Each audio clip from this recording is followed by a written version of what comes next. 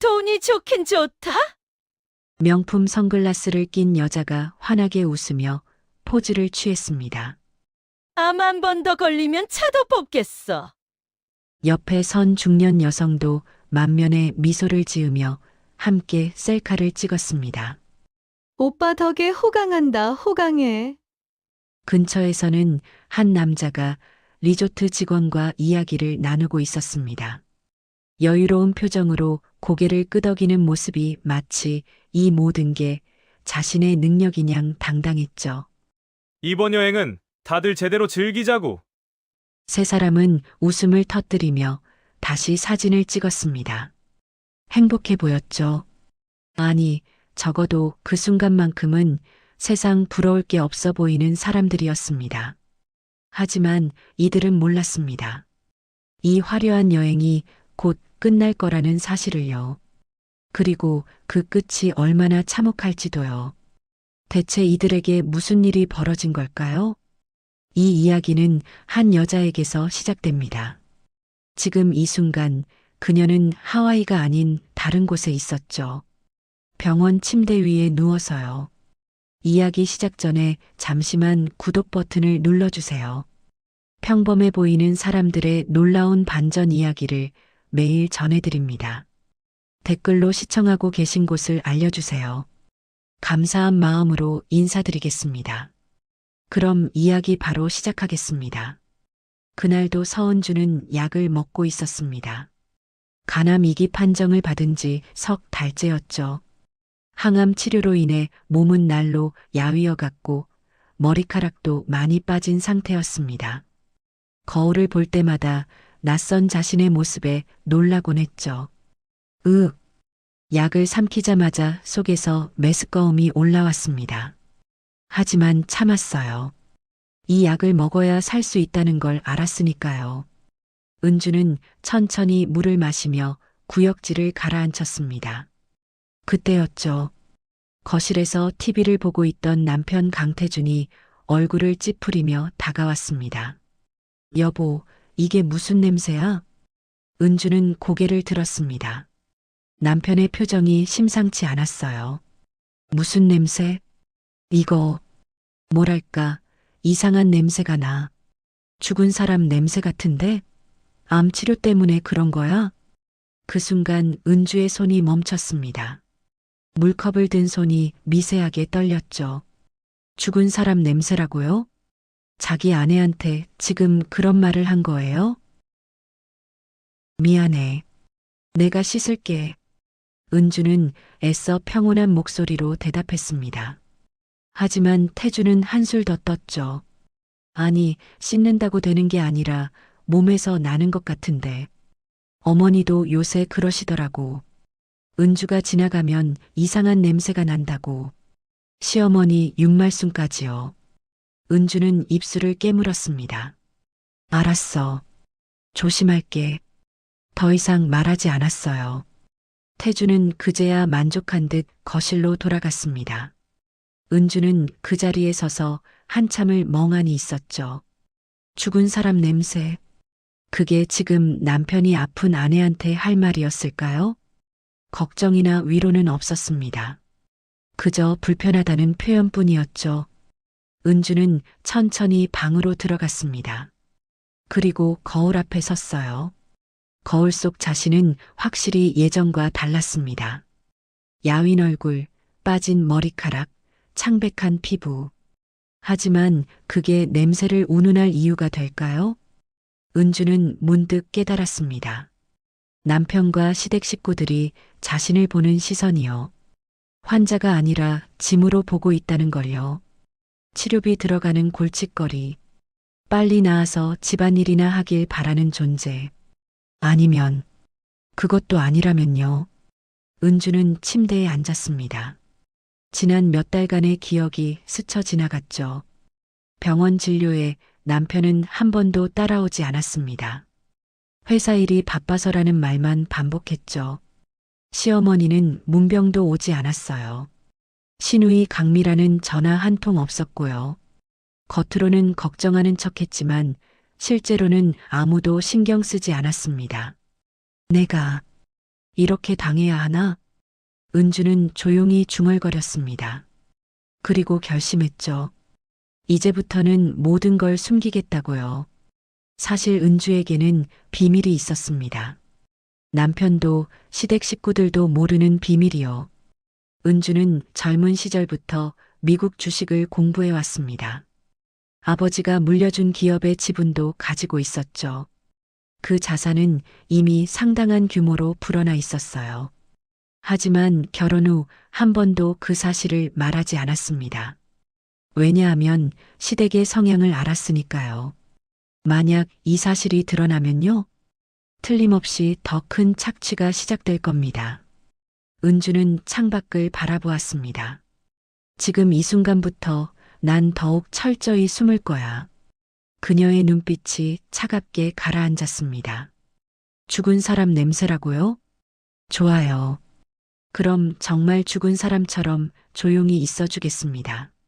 하지만 그 끝이 어떨지는 당신들이 곧 알게 될 거예요. 다음 날 아침이었습니다. 은주는 평소보다 일찍 일어났어요.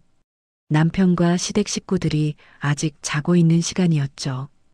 그녀는 조용히 서재로 들어갔습니다. 이 집에서 유일하게 자신만의 공간이라고 할 수 있는 곳이었어요. 책장 뒤편에 숨겨둔 작은 금고가 있었습니다.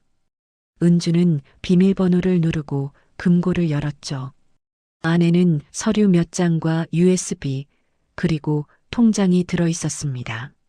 아버지. 은주는 조용히 중얼거렸어요. 돌아가신 아버지의 얼굴이 떠올랐죠. 아버지는 젊은 시절 작은 부품 공장을 운영하셨습니다. 처음에는 정말 작은 공장이었어요. 하지만 성실함과 기술력으로 조금씩 키워나가셨죠. 그러던 중 대기업과 납품 계약을 맺으면서 사업이 크게 성장했습니다.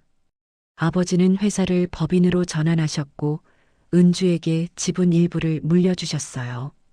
은주야, 이건 내 몫이다. 아빠가 평생 모은 거니까 잘 지켜라. 그때는 어렸던 은주였지만 아버지의 말씀을 잊지 않았습니다. 결혼 후에도 그 지분은 은주 명의 그대로였죠. 하지만 남편에게는 한 번도 말하지 않았어요. 은주는 서류를 꺼내 펼쳐보았습니다. 주식 평가서였죠. 회사는 꾸준히 성장하고 있었고 지분 가치도 상당했습니다. 거기에 더해 은주는 미국 주식 투자도 해왔어요. 결혼 전부터 관심이 있어서 공부했던 분야였죠. 처음에는 작은 돈으로 시작했지만 시간이 지나면서 수익이 쌓였습니다. 테슬라, 애플, 마이크로소프트 같은 기업들이 성장하는 걸 일찍 알아봤거든요. 은주는 꾸준히 공부하며 투자했고 그 결과 자산은 눈덩이처럼 불어났습니다. 지금 은주가 가진 자산을 합치면요, 부동산을 제외하고도 수십억 원이 넘었어요. 하지만 이 사실을 아는 사람은 아무도 없었습니다. 통장은 은주만 아는 인터넷 은행 계좌였고 주식 계좌도 마찬가지였죠. 결혼 후 은주는 전업주부로 지냈습니다. 겉으로 보기엔 남편 벌이에 의지하는 평범한 아내였어요. 시댁 식구들도 그렇게 알고 있었죠. 은주는 친정도 별로고 돈도 없어. 우리 아들한테 얹혀 사는 거지 뭐. 시어머니가 하던 말이었습니다.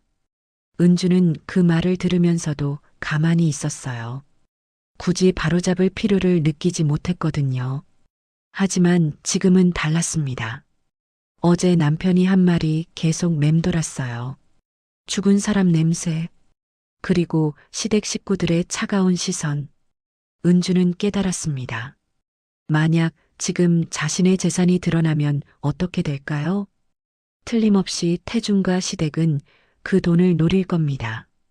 당연히 가족 돈이지. 같이 써야지.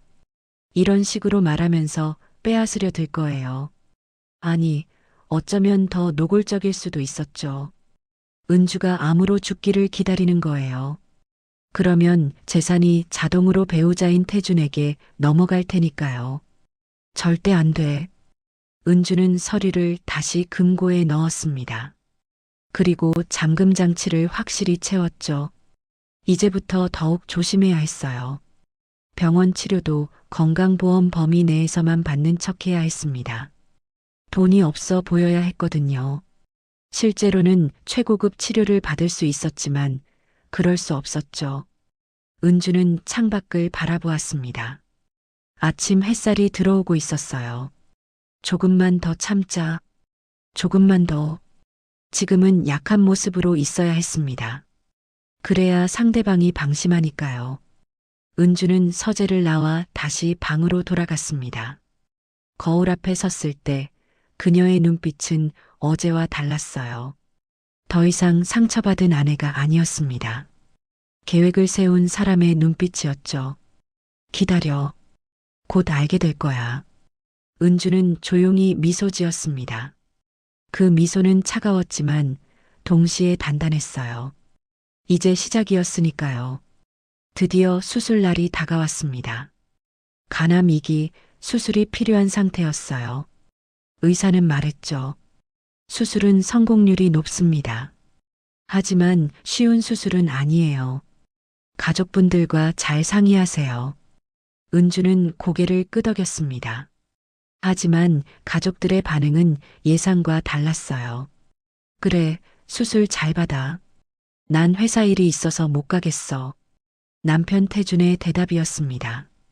시어머니 윤말순도 마찬가지였죠. 내가 나이도 있고 병원 분위기 싫어하잖아.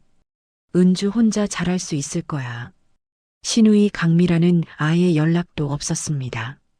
결국 은주는 혼자 수술실에 들어가게 됐어요. 수술 당일 아침이었습니다.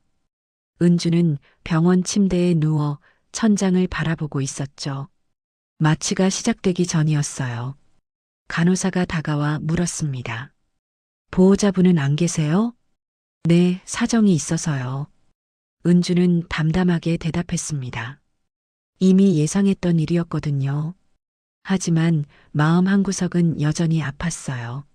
그래도 수술인데 한 명쯤은 와주지 않을까? 그런 기대가 있었던 건 사실이었죠. 간호사는 안타까운 표정을 지었지만 더 이상 묻지 않았습니다. 곧 마취가 시작됐어요. 은주의 의식이 천천히 흐려졌습니다.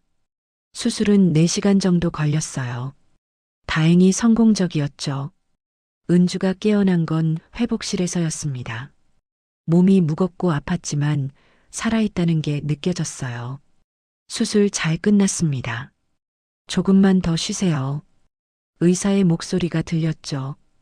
은주는 희미하게 고개를 끄덕였습니다. 그리고 다시 잠에 빠져들었어요. 몇 시간 후 은주는 병실로 옮겨졌습니다. 여전히 혼자였어요. 간호사가 물과 간단한 식사를 가져다 줬죠. 가족분들한테 연락해 볼까요? 괜찮아요. 바쁘실 거예요. 은주는 쓴웃음을 지었습니다. 그때 핸드폰이 울렸어요. 병원 측에서 보관하고 있던 걸 돌려준 거였죠. 은주는 힘겹게 핸드폰을 집어들었습니다. 메시지가 몇 개 와 있었어요. 하나는 보험회사였습니다. 진단금 청구가 접수되었습니다. 은주는 눈을 깜빡였어요. 진단금? 내가 청구한 적 없는데? 이상했습니다. 보험은 가입해둔 게 있었지만 아직 청구하지 않았거든요. 은주는 보험회사에 전화를 걸었습니다. 고객님, 배우자분께서 이미 청구하셨는데요? 네. 며칠 전에 서류 접수하셔서 오늘 아침에 입금 완료됐습니다. 은주의 심장이 쿵 내려앉았습니다. 얼마가 입금됐나요? 7억 원입니다. 7억. 은주는 말문이 막혔어요. 그 돈이 어디로 갔죠? 배우자 명의 계좌로 입금됐습니다. 수익자가 배우자로 지정되어 있으셔서요.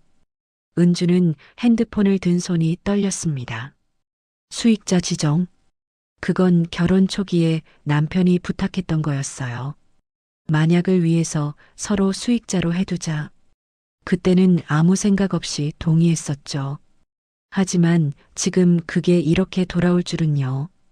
은주는 전화를 끊었습니다. 그리고 남편 태준에게 전화를 걸었어요. 여보, 나 수술 끝났어. 그래. 잘 됐네. 태준의 목소리는 평소와 다름없었습니다. 그런데 보험금 말인데. 그거 내가 처리했어. 병원비도 나가고 할 게 많잖아. 7억이나 되는데 그걸 혼자 처리했어? 왜 문제라도 있어? 우리 부부잖아. 당연한 거 아냐? 태준의 말투는 태연했습니다. 오히려 은주가 이상하게 구는 것처럼 말했죠. 지금 어디야? 회사. 그런데 뒤에서 이상한 소리가 들렸어요. 파도 소리 같은 거였죠. 은주는 귀를 기울였습니다. 거기 무슨 소리 안 나? 아니, 아무 소리 안 나는데? 은주야, 나 회의 들어가야 돼. 나중에 병문안 갈게. 뚝. 전화가 끊어졌습니다. 은주는 핸드폰을 내려놓았어요. 뭔가 이상했습니다. 회사라면서 파도 소리가 들렸다고요? 은주는 SNS를 열어봤습니다. 신우이 강미라의 계정이었죠. 그리고 거기서 은주는 모든 걸 알게 됐습니다. 하와이 해변 사진, 시어머니, 신우이, 그리고 남편이 함께 찍은 사진이었어요. 업로드 시간은 오늘 오후. 은주가 수술을 받고 있던 바로 그 시간이었습니다. 가족여행, 하와이, 힐링, 행복. 은주는 핸드폰을 꽉 쥐었습니다. 아팠어요. 몸이 아닌 마음이 말이죠. 남편은 아내가 수술받는 날 7억을 빼돌렸습니다. 그리고 그 돈으로 가족들과 하와이로 떠났어요. 아내는 홀로 병원 침대에 누워 있는데 말이죠. 은주는 천천히 눈을 감았습니다. 눈물이 나올 것 같았지만 참았어요. 대신 다른 감정이 차올랐습니다. 분노가 아니었어요. 차가운 결심이었죠. 좋아. 이제 끝까지 가보자. 은주는 눈을 떴습니다. 그 눈빛은 더 이상 흔들리지 않았어요. 은주는 병실 침대에 누운 채 핸드폰을 응시했습니다. SNS 속 하와이 사진들이 계속 눈에 들어왔어요. 웃고 있는 남편과 시댁 식구들. 그들은 지금 이 순간에도 즐기고 있겠죠. 은주는 천천히 숨을 내쉬었습니다. 이제 시작이야. 그녀는 전화번호부를 열었어요. 그리고 한 사람에게 전화를 걸었죠. 정현우. 은주의 대학 동창이자 변호사였습니다. 은주야? 무슨 일이야? 현우의 목소리는 반가웠어요. 현우야, 지금 시간 괜찮아? 응, 말해봐. 목소리가 안 좋은데?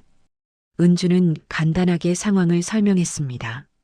수술받은 것, 보험금이 빠져나간 것, 그리고 남편이 지금 하와이에 있다는 것까지요. 현우는 한동안 말이 없었어요.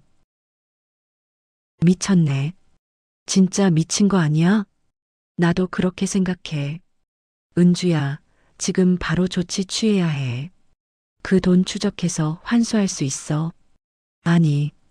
은주의 목소리는 차분했습니다. 돈은 나중 문제야. 지금은 다른 게 먼저야. 뭔데? 카드 정지시켜줘. 태준이 쓰는 카드 전부. 현우는 잠시 침묵했어요. 그리고 물었죠. 법인카드? 응. 그리고 가족카드도. 사실 은주에게는 또 다른 비밀이 있었습니다. 결혼 전부터 알고 지내던 지인이 운영하는 회사가 있었어요. 그 회사의 자문 역할을 명목상 맡고 있었죠. 실제로는 투자자 겸 지분 보유자였지만요. 태준이 사용하는 법인카드가 바로 그 회사 명의였습니다. 은주가 만들어준 거였어요. 회사 일도 하는데 카드 있으면 편하잖아.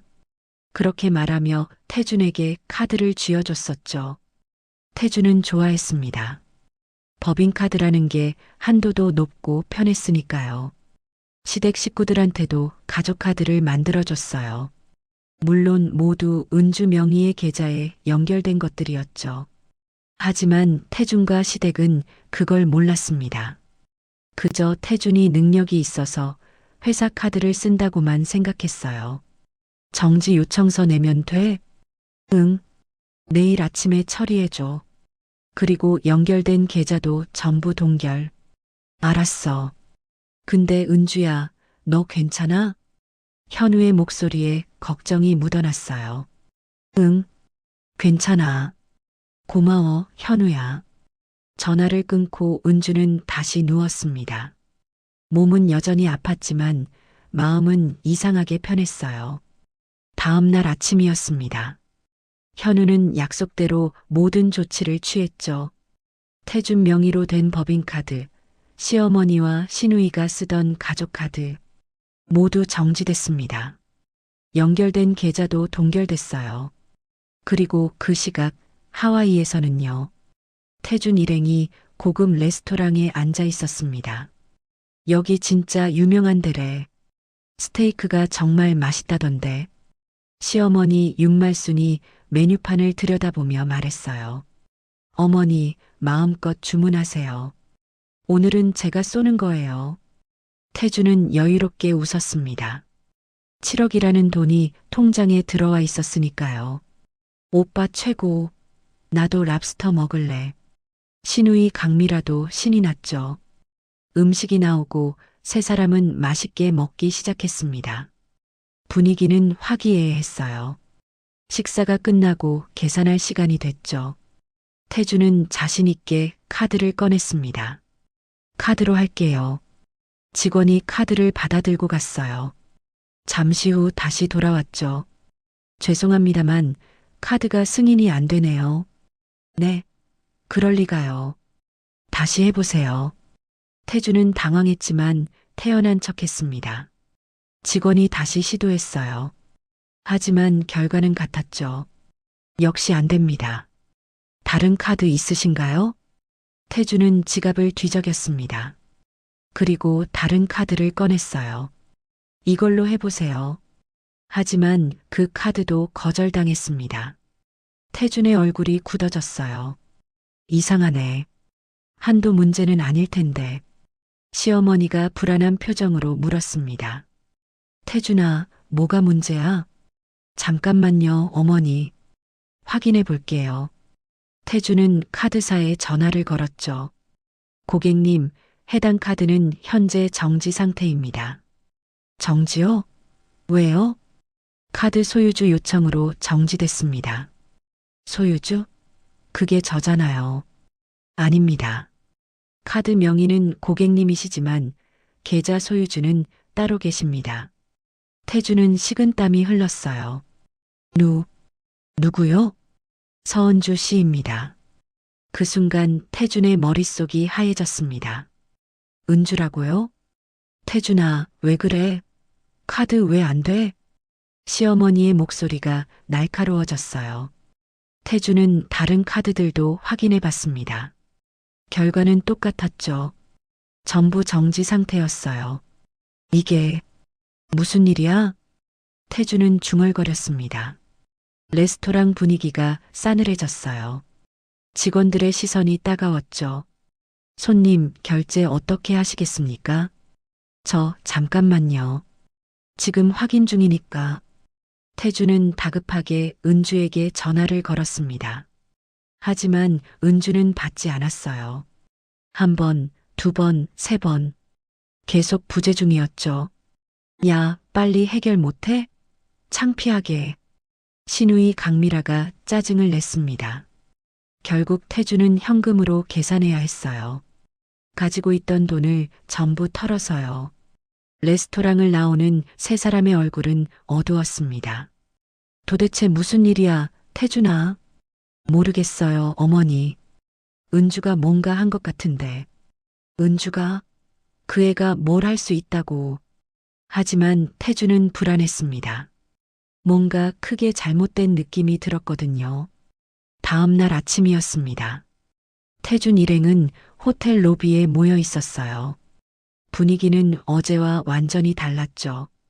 오빠, 어제 그게 진짜 뭐였어? 카드가 왜 다 안 된 거야? 신우이 강미라가 따지듯 물었습니다. 태주는 피곤한 얼굴로 대답했어요. 모르겠어.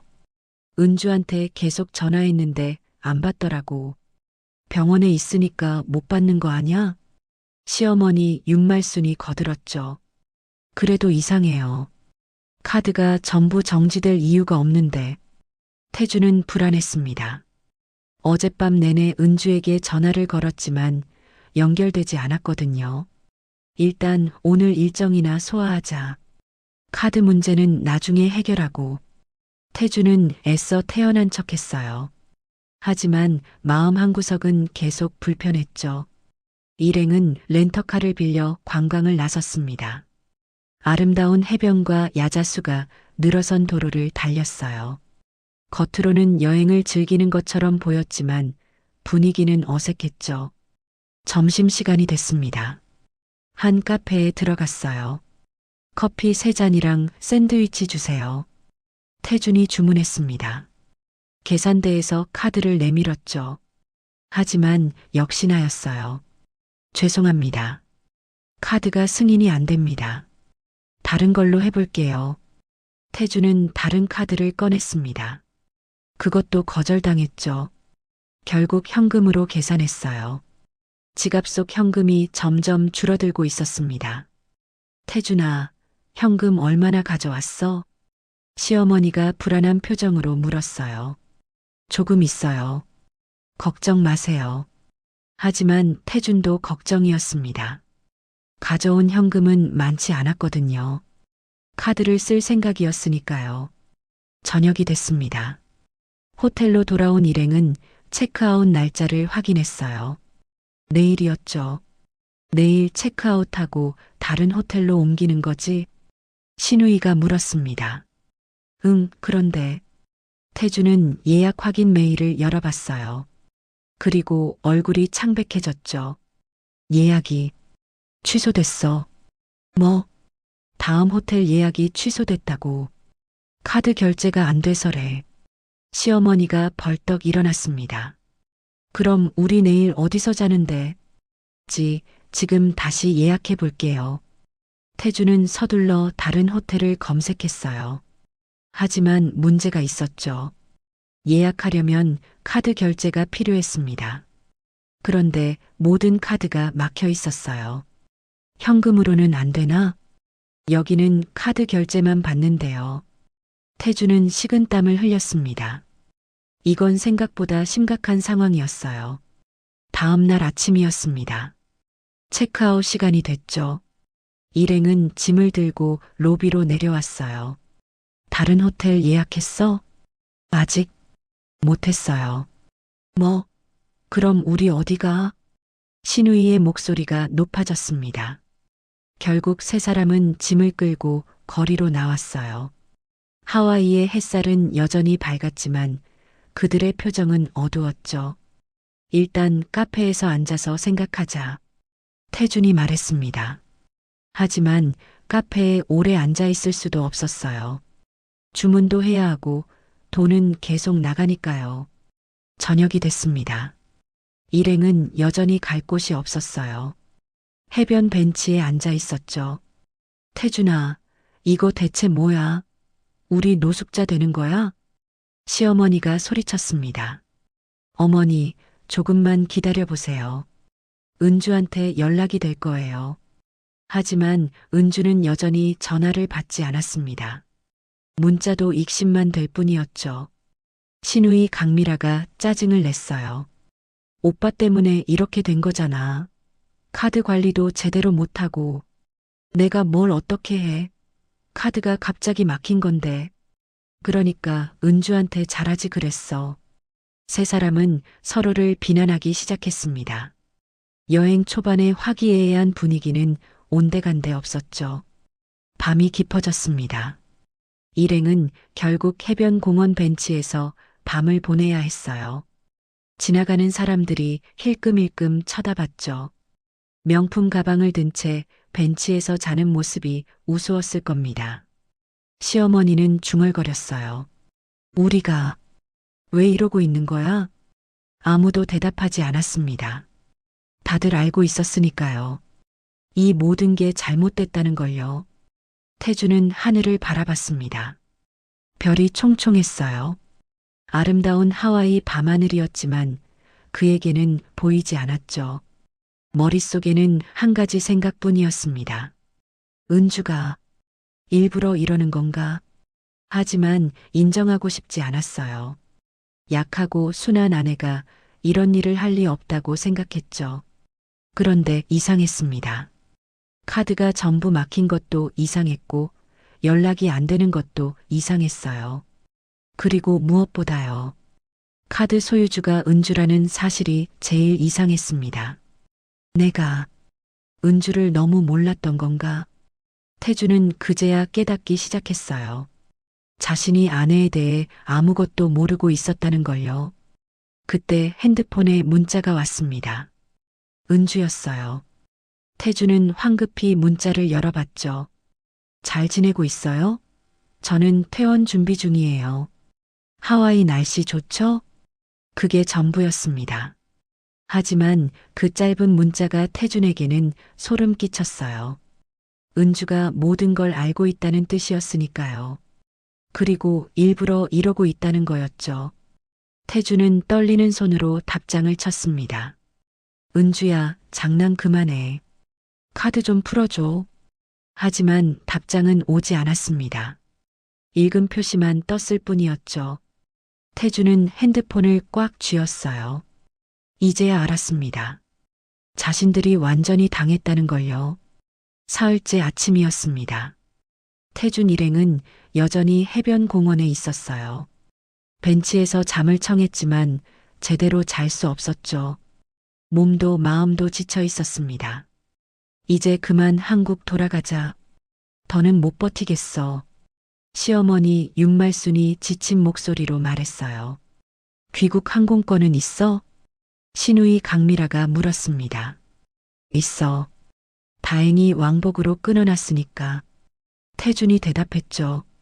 적어도 돌아갈 수는 있었어요. 그럼 오늘 당장 공항 가자. 여기서 하루라도 더 있으면 미칠 것 같아. 세 사람은 짐을 챙겨 공항으로 향했습니다. 하지만 그 전에 들러야 할 곳이 있었어요. 화장실이었죠. 공공 화장실에서 세수라도 하고 가려던 겁니다. 태주는 해변가 공공 화장실로 들어갔어요. 서둘러 세수를 하고 나오려던 참이었죠. 그때였습니다. 바닥이 미끄러웠어요. 물기가 있었던 거죠. 아! 태주는 중심을 잃고 넘어졌습니다. 발목을 심하게 삐끗했어요. 비명이 터져 나왔습니다. 통증이 엄청났거든요. 오빠, 무슨 일이야? 밖에서 기다리던 시누이가 달려왔어요. 태주는 바닥에 주저앉아 발목을 움켜쥐고 있었죠. 발목이. 시어머니도 황급히 달려왔습니다. 어머, 이게 무슨 일이야? 태준의 발목은 눈에 띄게 부어올랐어요. 제대로 디딜 수가 없었죠. 병원 가야겠어. 빨리. 일행은 택시를 잡아타고 가까운 병원으로 향했습니다. 응급실이었어요. 의사가 엑스레이를 찍고 진찰했죠. 인대가 심하게 늘어났네요. 골절은 아니지만 치료가 필요합니다. 지금 당장 치료해 주세요. 태준이 다급하게 말했어요. 비행기 시간이 얼마 남지 않았거든요. 응급 처치는 해드릴 수 있어요. 하지만 본격적인 치료는 입원이 필요합니다. 입원이요? 아니, 저 오늘 비행기 타야 하는데요. 그 상태로 비행기 타시면 위험합니다. 최소 며칠은 치료받으셔야 해요. 의사는 단호했습니다. 태주는 머리가 복잡했어요. 여기 더 있을 수도 없고 그렇다고 치료 안 받을 수도 없었죠. 일단 응급 처치만이라도 해주세요. 의사는 고개를 끄덕이고 처치를 시작했습니다. 깁스를 하고 진통제를 처방했어요. 그리고 계산서가 나왔죠. 응급 처치 비용은 $1,500입니다. 뭐요? $1,500? 태주는 깜짝 놀랐어요. 미국 의료비가 비싸다는 건 알았지만 이 정도일 줄은요. 카드로 할게요. 태주는 습관적으로 카드를 꺼냈습니다. 하지만 이미 알고 있었죠. 안 될 거라는 걸요. 역시나 카드는 거절당했어요. 현금으로 하셔야 할 것 같은데요. 간호사가 말했습니다. 태주는 지갑을 뒤졌어요. 남은 현금은 $200 정도였죠. 돈이 부족한데요. 그럼 치료를 진행할 수 없습니다. 간호사의 말은 냉정했어요. 잠깐만요. 제가 다쳤는데 치료를 안 해준다고요? 응급 처치는 했습니다. 추가 치료는 비용 지불 후에 가능해요. 태주는 당황했습니다. 시어머니와 시누이도 어쩔 줄 몰라 했죠. 어떡하냐, 태준아. 일단 나가요. 생각 좀 해봐야겠어요. 태주는 깁스한 발을 절뚝이며 병원을 나왔습니다. 밖에 나오니 더 막막했어요. 돈도 없고 카드도 막혔고 발까지 다쳤죠. 비행기라도 타고 가자. 한국 가면 치료받을 수 있잖아. 시누이가 말했습니다. 하지만 문제가 있었어요.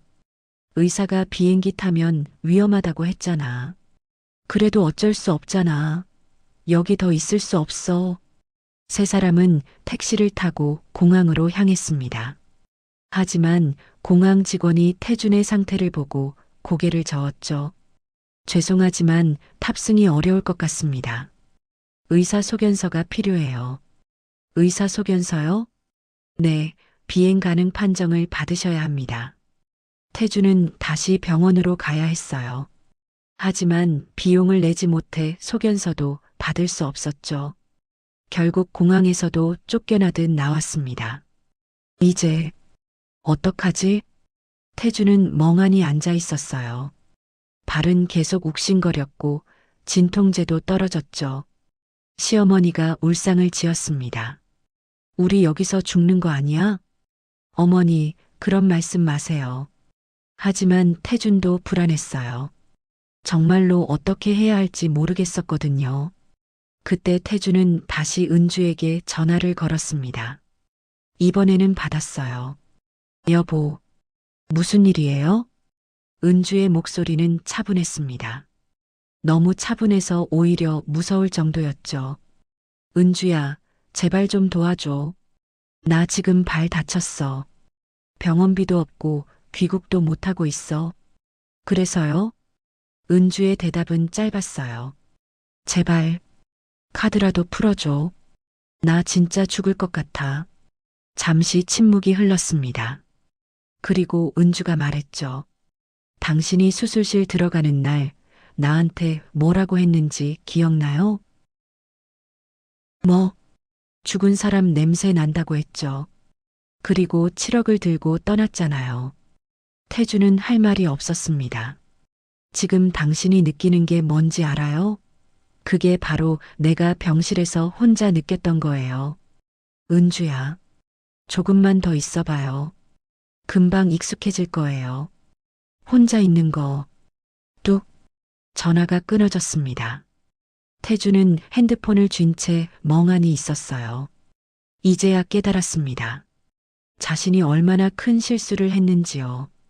그리고 은주가 얼마나 무서운 사람인지도요. 일주일이 흘렀습니다. 태준 일행은 여전히 하와이에 갇혀 있었어요. 발목 상태는 나아지지 않았고 돈은 바닥났죠. 결국 한국 대사관에 도움을 요청했습니다. 귀국 지원을 받으시려면 절차가 필요합니다. 직원이 설명했어요. 얼마나 걸리나요? 최소 2주는 걸릴 겁니다. 2주라니요. 태주는 고개를 떨구었습니다. 그 시간을 어떻게 버티란 말인가요? 세 사람은 저렴한 게스트하우스를 찾았어요. 그나마 현금으로 결제 가능한 곳이었죠.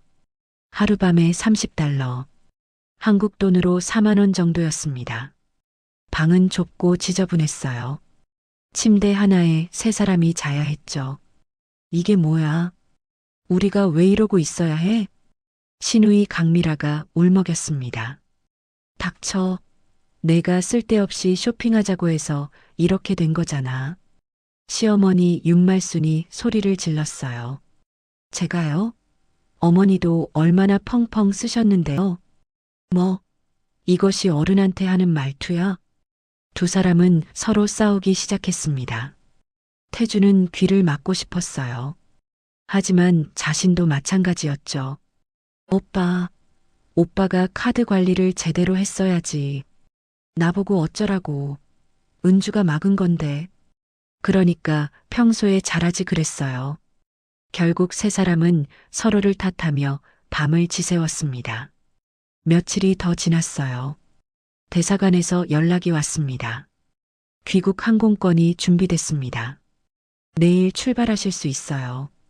드디어였죠. 하지만 기쁘지 않았습니다. 한국에 돌아가면 뭐가 기다리고 있을까요? 태주는 알고 있었어요. 은주가 가만히 있지 않을 거라는 걸요. 다음 날이었습니다. 세 사람은 공항으로 향했죠. 초라한 모습이었어요. 여행 갈 때와는 완전히 달랐습니다. 비행기에 올랐어요. 긴 비행 시간 동안 아무도 말이 없었죠. 각자 생각에 잠겨 있었습니다. 인천공항에 도착했습니다. 입국장을 나서는데 낯익은 사람이 서 있었어요. 정현우였습니다. 은주의 변호사 친구였죠. 강태준 씨? 누구세요? 정현우 변호사입니다. 서은주 씨의 대리인으로 나왔습니다. 태주는 긴장했어요. 무슨 일로요? 이건 법원 서류입니다. 현우는 서류 봉투를 건넸죠. 태주는 떨리는 손으로 봉투를 열었습니다. 이혼 소송 통지서였어요. 그리고 횡령 혐의로 인한 고소장도 들어 있었죠. 횡령이라니 그게 무슨 소리예요? 배우자 동의 없이 보험금을 임의로 인출하셨죠. 이건 명백한 횡령입니다. 그건 부부 사이잖아요. 법적으로는 별개입니다. 특히 수익자 변경 없이 임의로 인출한 건 문제가 됩니다. 태주는 말문이 막혔어요. 시어머니가 끼어들었습니다. 우리 아들이 무슨 잘못을 했다고 이래요. 어머님, 감정적으로 대응하시면 더 불리해집니다. 현우는 차갑게 말했죠. 그리고 이것도 전해드립니다. 현우는 또 다른 서류를 꺼냈어요. 집 명의도 서은주 씨였습니다. 지금 당장은 아니지만 조만간 퇴거 요청이 들어갈 겁니다. 뭐? 태주는 충격을 받았습니다. 집까지요? 그럼 우리 갈 데가 없잖아요. 그건 제 소관이 아닙니다. 변호사 선임하시고 연락 주세요. 현우는 명함을 건네고 돌아섰어요. 세 사람은 그 자리에 멍하니 서 있었죠. 공항을 나와 택시를 탔습니다. 집으로 가는 길이었어요. 차 안은 무거운 침묵뿐이었죠. 집에 도착했습니다. 문을 열고 들어가는데 이상했어요. 집이 너무 조용했거든요. 은주야? 태준이 불렀지만 대답이 없었습니다. 방으로 들어가 봤어요. 은주의 짐이 모두 사라져 있었죠. 옷장도 텅 비어 있었습니다. 이사 간 거야? 태주는 믿기지 않았어요. 거실 테이블 위에 편지 한 장이 놓여 있었습니다. 태주는 편지를 집어들었죠. 당신들이 하와이 갈 때 난 혼자 수술실에 있었어요. 무섭고 외로웠죠. 하지만 살아남았어요. 이제 내 인생을 살 거예요. 연락하지 마세요. 그게 전부였습니다. 태주는 편지를 떨어뜨렸어요. 무릎이 꺾였죠. 시어머니가 소리쳤습니다. 이게 다 내 잘못이야. 내가 은주한테 잘했어야지. 저도 오빠 편만 들지 말고 은주한테 잘할걸. 신우이도 거들었죠. 그럼 당신들은 잘했어요? 죽은 사람 냄새 난다고 한 거 누구예요? 태준도 소리를 질렀습니다. 세 사람은 또다시 싸웠어요. 하지만 이번엔 달랐죠. 돌이킬 수 없다는 걸 알았으니까요. 며칠 후였습니다. 태주는 변호사를 만났어요. 승산이 있나요? 솔직히 말씀드리면 어렵습니다. 증거가 너무 명확해요. 그럼 어떻게 되는 건데요?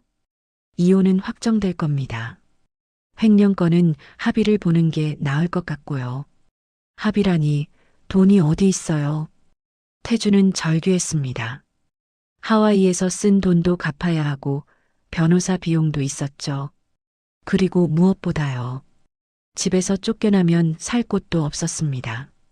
태주는 완전히 무너졌어요. 모든 게 자신의 잘못이라는 걸 알았지만 이미 늦었죠. 은주는 돌아오지 않았고 태주는 모든 걸 잃었습니다. 가족도, 돈도, 집도, 그리고 미래도요. 하와이에서의 화려했던 시간이 떠올랐습니다. 그게 불과 한 달 전 일이었어요. 하지만 지금은요. 그 모든 게 악몽처럼 느껴졌죠. 태주는 창밖을 바라보았습니다. 내가 정말 바보였구나. 후회했지만 소용없었어요. 이미 모든 게 끝나버렸으니까요.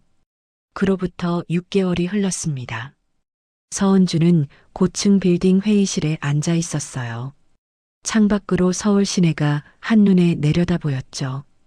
회의 테이블 주위로 임원들이 모여 있었습니다. 이번 분기 실적이 목표치를 초과 달성했습니다. 실무진이 보고했어요. 은주는 자료를 꼼꼼히 살펴보았습니다. 해외 시장 진출은 어떻게 되고 있나요? 순조롭게 진행 중입니다. 은주 이사님께서 제안하신 전략이 효과를 보고 있습니다. 은주 이사, 그게 지금 은주의 직함이었어요. 아버지가 물려준 기업의 지분을 바탕으로 경영에 참여하게 된 거였죠. 처음엔 자문 역할이었습니다. 하지만 은주는 성실히 공부했어요. 밤낮으로 경영학 서적을 읽고 선배 임원들에게 배웠죠. 그리고 자신만의 통찰력을 더했습니다. 미국 주식 투자로 쌓은 시장 분석 능력이 큰 도움이 됐어요. 회의가 끝났습니다. 은주는 자리에서 일어나 창가로 걸어갔죠. 햇살이 따스하게 들어왔어요. 이사님, 점심 어떻게 하실까요? 비서가 물었습니다. 오늘은 혼자 먹을게요. 생각할 게 좀 있어서요. 은주는 미소 지었어요. 비서가 나가고 은주는 혼자 남았습니다. 핸드폰을 꺼내 사진첩을 열었죠. 수술 후 찍은 사진이 있었어요. 창백하고 야윈 얼굴이었지만 살아있었습니다. 그때 참 힘들었지. 은주는 조용히 중얼거렸어요. 죽을 것 같았던 순간들이 떠올랐죠. 남편의 모욕, 혼자 받은 수술, 보험금 횡령. 하지만 그 모든 게 은주를 더 강하게 만들었습니다. 더 이상 누구에게도 의지하지 않게 됐어요. 스스로 서는 법을 배웠죠. 오후가 됐습니다. 은주는 병원에 들렀어요. 정기 검진 날이었거든요. 상태가 아주 좋네요. 완치 판정 드려도 될 것 같습니다. 의사가 웃으며 말했죠. 감사합니다, 선생님. 은주는 진심으로 기뻤어요. 암을 이겨냈다는 게 믿기지 않았거든요. 병원을 나서는데 누군가 은주를 불렀습니다. 은주야. 돌아보니 정현우였어요. 현우야? 어떻게 여기서? 나도 건강검진 받으러 왔어. 우연이네. 두 사람은 근처 카페로 갔습니다. 커피를 마시며 이런저런 이야기를 나눴죠. 요즘 회사 일은 어때? 재밌어. 처음엔 걱정했는데 생각보다 잘 맞더라고. 너 진짜 대단해. 그 상황에서 이렇게까지 올라오다니. 현우는 감탄했습니다. 현우야, 그때 정말 고마웠어. 내가 없었으면 못했을 거야. 뭘 친구 사이에. 그나저나 태준 그 사람은 어떻게 됐어? 은주는 잠시 생각했어요. 잘 모르겠어. 이혼은 성립됐고 합의금 받았어. 그 후로는 연락 없어. 집은 내가 산 거였으니까 팔았어. 그 돈으로 지금 사는 아파트 샀고. 은주는 담담하게 말했습니다. 더 이상 태준에 대한 감정은 없었어요. 분노도 미움도 심지어 연민도 없었죠. 그저 지나간 일일 뿐이었습니다.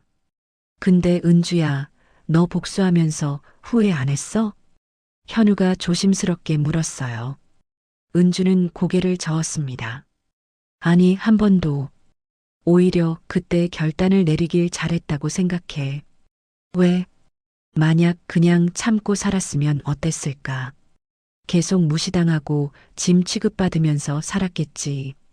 그게 더 비참한 인생 아니었을까? 은주의 목소리는 단단했어요. 지금은 내가 원하는 걸 하고 있어. 내 능력으로 돈을 벌고 사람들한테 인정받고 이게 진짜 내 인생이야. 현우는 고개를 끄덕였습니다. 맞아. 넌 잘한 거야. 해가 저물어 갔어요. 은주는 자신의 새 아파트로 돌아갔습니다. 넓고 깨끗한 공간이었죠. 혼자 살기엔 조금 큰 평수였지만 은주는 좋았어요. 이 모든 게 자신의 것이었으니까요. 발코니에 서서 야경을 바라봤습니다. 도시의 불빛이 반짝였어요. 은주는 문득 과거를 떠올렸습니다. 시댁에서 무시당하던 자신, 죽은 사람 냄새 난다는 말을 들었던 자신. 그때는 정말 작고 약한 존재였죠. 하지만 지금은 달랐습니다. 더 이상 누군가의 그늘에 숨지 않았어요. 당당히 햇빛 아래 서 있었죠. 고마워, 그때의 나. 은주는 조용히 말했습니다. 그때 포기하지 않았기에 지금이 있는 거였으니까요. 핸드폰이 울렸어요. 회사 후배였습니다. 이사님, 내일 회의 자료 확인 부탁드려요. 알았어요. 지금 볼게요. 은주는 노트북을 열었습니다. 일하는 게 즐거웠어요. 누군가를 위해서가 아니라 자신을 위해 일하는 거였죠. 밤이 깊어갔습니다. 은주는 침대에 누웠어요. 천장을 보며 생각했죠. 내일은 또 어떤 일이 있을까? 기대됐습니다. 두렵지 않았어요. 혼자서도 충분히 잘할 수 있다는 걸 알았으니까요. 은주는 눈을 감았습니다. 편안한 잠이 찾아왔어요. 악몽은 더 이상 없었죠. 대신 꿈이 있었습니다. 더 넓은 세상, 더 큰 가능성, 더 빛나는 내일. 서은주는 더 이상 숨는 사람이 아니었습니다. 자기 힘으로 판을 바꾼 사람이었죠. 그리고 이제 그녀는 자신의 이야기를 직접 써내려가고 있었습니다. 아무도 대신 써줄 수 없는 오직 자신만의 이야기를요. 새벽이 밝아왔습니다. 은주는 다시 일어나 회사로 향했어요. 오늘도 새로운 하루였죠. 그리고 은주에게는요. 매일이 새로운 시작이었습니다. 1년이 더 흘렀습니다. 서은주는 이제 회사의 핵심 인물이 됐어요. 이사에서 전무로 승진했죠. 해외 지사 설립 프로젝트를 성공적으로 이끈 덕분이었습니다. 그날도 은주는 바쁜 하루를 보내고 있었어요. 회의를 마치고 사무실로 돌아왔죠. 전무님, 손님이 찾아오셨는데요. 비서가 조심스럽게 말했습니다.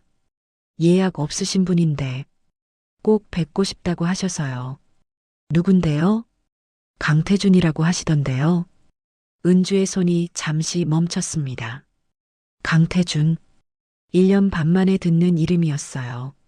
로비에 계신가요? 네, 그쪽에서 기다리고 계십니다. 은주는 잠시 생각했어요. 그리고 고개를 끄덕였죠. 알았어요. 1층 카페로 오시라고 전해주세요. 네, 전무님. 은주는 자리에서 일어났습니다.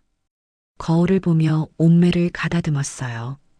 단정한 정장, 자신 있는 표정. 과거의 은주와는 완전히 다른 모습이었죠. 1층 카페에 내려갔습니다. 구석 자리에 태준이 앉아 있었어요. 은주는 천천히 다가갔죠. 태준은 은주를 보고 놀란 표정을 지었습니다. 은주야, 오래간만이네요. 은주는 차분하게 말했어요. 태준은 말문이 막혔습니다. 눈앞의 은주는 기억 속 모습과 너무 달랐거든요. 세련된 옷차림, 당당한 자세, 빛나는 눈빛. 앉으세요. 무슨 일로 오셨어요? 은주가 먼저 앉았습니다. 태준도 어색하게 자리에 앉았죠. 한동안 침묵이 흘렀어요. 태준이 입을 열었습니다. 미안해. 짧은 한마디였어요. 뭐가요? 다. 태준은 고개를 숙였습니다.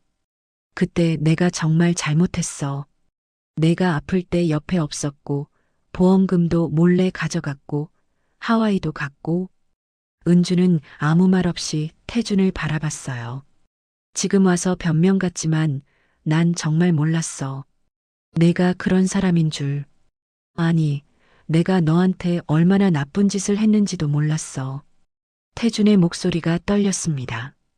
하와이에서 그 지옥 같은 시간을 겪고 나서야 깨달았어. 내가 얼마나 오만했는지, 얼마나 이기적이었는지. 은주는 여전히 조용했어요. 지금은 어떻게 지내세요? 은주가 물었습니다. 태준은 쓴웃음을 지었죠. 보다시피야. 작은 회사 다니고 있어. 월급도 많지 않고. 어머님과 미라 씨는요? 연락 안 해. 다들 나 탓만 하니까. 차라리 안 보는 게 나아. 태준은 초라했습니다. 과거의 허세는 온데간데 없었죠. 그래서 오늘 왜 오신 거예요? 용서를 바라는 건 아니야. 그럴 자격도 없는 거 알아. 태준은 은주를 똑바로 바라봤어요. 그냥 미안하다는 말을 하고 싶었어. 그리고 너한테 고맙다는 말도. 고맙다고요? 응. 내가 그때 날 버린 덕분에 난 정신 차렸거든. 만약 내가 그냥 참고 살았으면 난 평생 그렇게 살았을 거야. 내가 얼마나 소중한 사람인지도 모르고. 은주는 아무 표정도 짓지 않았어요. 지금 와서 깨달아봤자 소용없잖아요. 알아. 그래도 말하고 싶었어. 태준은 일어섰습니다. 더 이상 방해 안 할게. 잘 지내, 은주야. 아니, 전무님. 태준은 돌아서려다 멈췄어요. 그리고 마지막으로 말했죠. 너 정말 멋있더라. 은주는 대답하지 않았습니다. 태준이 카페를 나갔어요. 은주는 그 뒷모습을 조용히 바라봤죠. 아무 감정도 잃지 않았습니다. 동정도 분노도 미련도 없었어요. 그저 지나간 사람일 뿐이었죠. 은주는 커피를 한 모금 마셨습니다. 창밖으로 태준이 걸어가는 모습이 보였어요. 구부정한 어깨, 느린 걸음. 저 사람도 자기 인생을 살겠지. 은주는 생각했습니다. 그게 태준의 몫이었어요. 은주가 해줄 수 있는 건 아무것도 없었죠. 사무실로 돌아왔습니다. 비서가 물었어요. 괜찮으세요? 응, 괜찮아. 은주는 미소 지었습니다. 다음 일정 뭐지? 오후 3시에 투자자 미팅 있으세요. 알았어. 자료 준비해줘. 은주는 다시 일에 집중했어요. 태준과의 만남은 잠깐의 해프닝일 뿐이었죠. 저녁이 됐습니다. 은주는 퇴근길에 한강을 걸었어요. 바람이 시원했죠. 핸드폰을 꺼내 사진을 찍었습니다. 노을이 아름다웠거든요. SNS에 올렸어요. 오늘도 좋은 하루였습니다. 댓글이 달리기 시작했죠. 회사 동료들, 친구들, 지인들. 전무님 멋져요. 저도 배우고 싶어요. 은주는 댓글들을 보며 웃었습니다. 자신을 응원해주는 사람들이 있다는 게 감사했어요. 집에 도착했습니다. 샤워를 하고 편한 옷으로 갈아입었죠. 소파에 앉아 와인을 한 잔 따랐어요. 창밖의 야경을 바라보며 생각했습니다. 오늘 태준을 만난 것에 대해서요.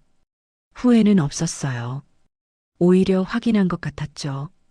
자신이 정말로 과거와 결별했다는 걸요. 더 이상 그 시절의 은주가 아니라는 걸요.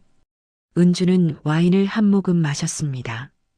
달콤하면서도 씁쓸한 맛이었어요. 인생 같다는 생각이 들었죠. 핸드폰이 울렸습니다. 정현우였어요. 은주야, 내일 저녁 시간 돼? 왜? 축하해주고 싶어서. 전무승진했다며? 어떻게 알았어? 뉴스 떴더라. 우리 은주 대단하네. 은주는 웃었습니다.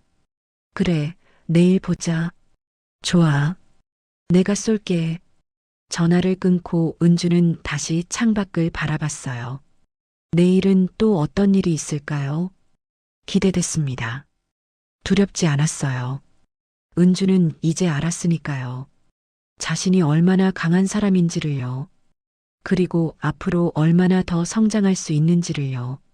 밤이 깊어갔습니다. 은주는 침대에 누워 눈을 감았어요. 편안한 잠이 찾아왔죠. 내일도 모레도 그 이후로도요. 서은주의 이야기는 계속될 것입니다. 더 멋진 이야기로요. 지금까지 사연 빛나는 밤이었습니다. 감사합니다.